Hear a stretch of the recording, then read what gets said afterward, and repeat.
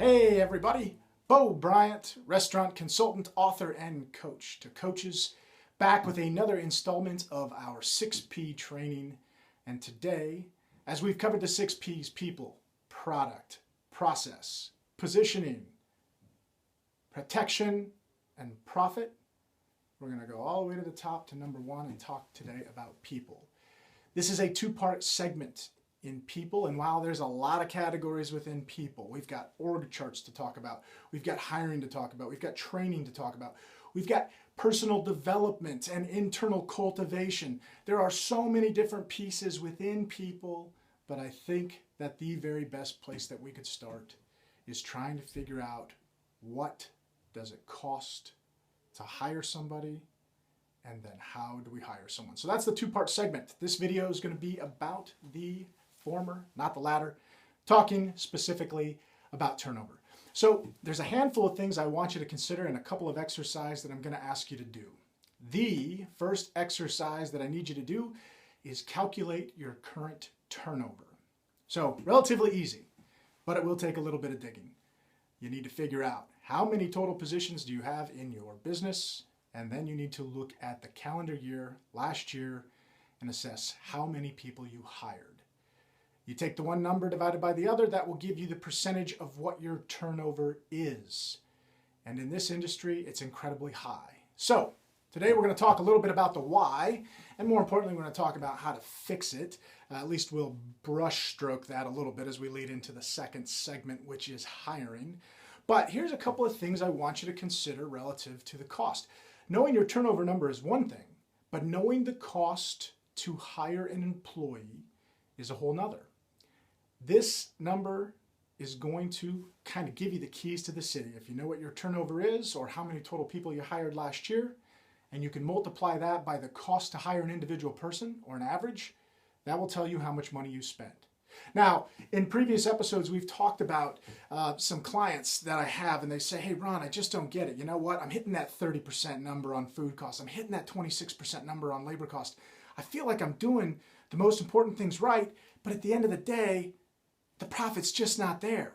Well, when I talk to you about every one of those general ledger lines on your P&L, and you look at all those different outcomes and all those different expenses that you have, if you're not trying to control all of them, you're not benchmarking it, and you don't know where those numbers come from, you're going to have a really, really hard time controlling your profit. So now that you have the formula to figure out where that money's going, let's talk about how you can identify the cost of hiring an employee.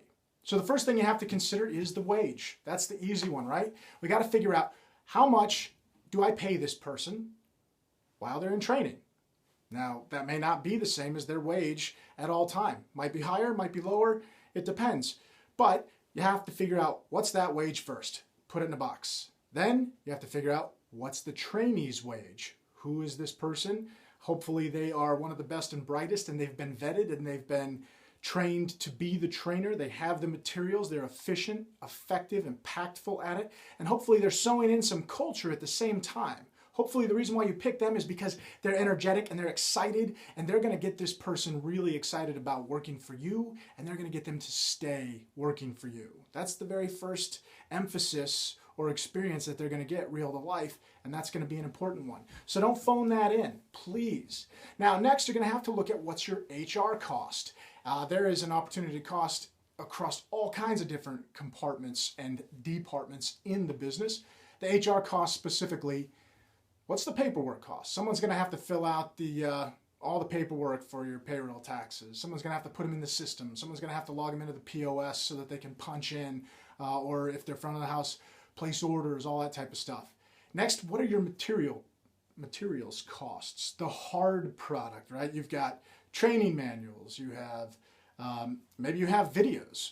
You might have, I don't know, employee handbooks, job descriptions, all this thick paper material that someone's printing, someone's taking time out of their schedule to put this packet together. It goes to the new employee. It definitely has a hard fixed cost to it. Next, there's some additional materials to consider, and those are those non-returnable materials like uniforms, name tags, any type of specific gear that they might get to promote the business or to be face forward in front of the customer, things they may not be able to turn back in after wear and tear. Next, you're going to have to consider what is the average number of mistakes that a trainee makes. And hopefully as you identify those, you're figuring out ways to correct them. But there's an inherent amount of loss, no matter what, when you hire somebody new, they're going to make mistakes. Regardless of the caliber of the training, these things happen. Can you capture what that is on average? And can you attach that to this cost? Next, you have a vacancy cost. And this is something you have to consider before hiring the employee. And it's the transition gap between when the one person left and the next person hires, right? So if you're not filling a gap, but anticipating a gap, you got one too many people on the schedule. If you're filling a gap, you had somebody off the schedule, and what did that cost you? Did you have to bring in some other people, rally around the troops, and get people to work overtime? It's obviously going to have a whole different impact on your labor than if you were fully staffed. Next, what is the hiring cost? Your managers are going to have to take time out of their day. There's going to be a loss of productivity and efficiency. The things that they could be getting done that you could measure as calculable ROI is now going to be squandered into, well, and I don't mean squandered, but maybe not more efficient than if you had kept the person working. So there's all kinds of cost centers you have to consider, and they're coming from all over the place, but all of these things roll up into what does it cost to hire an employee. And I'm sure there's a handful of costs that I've missed, but these are ones that I think most people don't give consideration to outside of the training wage and the time spent. How long is your training curriculum? Is it 2 weeks? Is it 1 week if somebody's really, really sharp? Is it 3 weeks if somebody's playing from behind? Is there a difference in how much you paid them based on their experience? All that type of stuff factors in. So I'm going to wrap it up with that today. I'd like you to take a little homework, go back and figure out A, what was your turnover? B, what is your cost to hire an employee? Multiply those two together and see how much you spent last year. Let's put that as a target to do better this year. Thanks a lot for listening, watching. I can't wait until you get the next video. You're really going to like the interview one. I'm going to dive into best practices in the industry and how to best hire and keep and cultivate incredible talent in their restaurants. So, Bo Bryant, signing off. Have a great day. Get better, and we'll all get better. See ya.